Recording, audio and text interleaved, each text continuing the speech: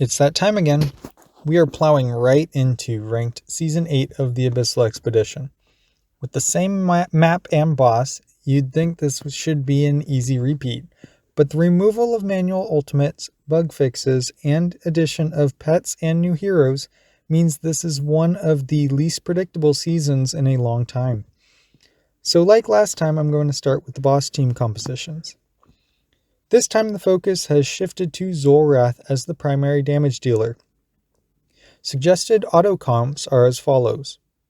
There are so many because of the uncertainties here, and we won't get better clarification until much later on into this season. This was the widely used comp during Season 7, however it features the bugged Merlin, which caused the adjustments to rankings in the first place. Assuming Lilith fixed this problem mostly eliminates him as a frontrunner in the many options for support heroes in this team. Also, Zul'Rath really only functions when the boss's life is under 40%, so these comps won't be able to be tested using the in-game test feature. A fully built team, 8 here, can hit up to 6 billion damage. A built Zul'Rath should manage to net around 3.5 billion damage when things go your way. These teams seem to show the most promise. My advice would be to slot one of the teams that will still allow you to make at least 3 boss teams with the support heroes in your 11 to 15 slots, and hope that a good comp is released before you get to that point of this boss. Also, it will be very important to make sure that after the first boss life, only Zul'Rath teams are used under 40%. For a secondary boss team, it should be a bit more straightforward. You will likely use your primary manual team from last season and expect about half the return. It still looks like Mishka will be the best option, but if yours isn't built too much, Lucretia is a good alternative. The instant registration begins, you can use the boss test feature to get an idea of which setup works best for you before you even need to slot any heroes. Note that this feature is currently rather buggy, so hopefully that is fixed and we can start seeing consistent results. A third team will likely resemble your Iron team from last season. Note that again Merlin has been fixed for this season, but there is still a chance he does alright for this team. You can also try other teams which require pretty even investment across the board to be successful. They are really dependent on how strong your Iron is, but at least a E60 Albedo is necessary. Likely E60, but pending build. I would also highly suggest testing these teams a bit before deciding. There are a couple honorable mention teams, but these will most likely require support heroes you're already using elsewhere. The rest of the heroes can be made up of duos and solos. The list looks very similar to last time, however a few of these took damage hits without the manual option.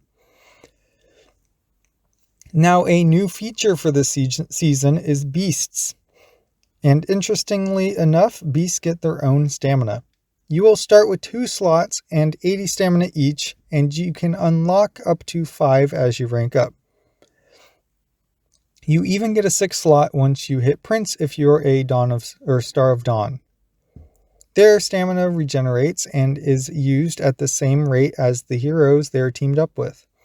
I would probably try to limit their use during the pathing stage of the event, as you'll probably want excess beast food to benefit your boss teams at the end. The beast hierarchy for helping boss damage is as follows.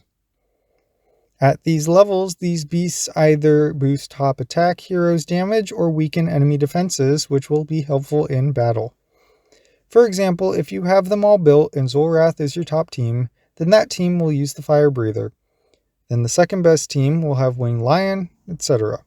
However, if you have none of the epic beasts at least to level 12, you'll run Drury Ball with Zul'Rath team, then resort to the best stats for the rest of your priorities.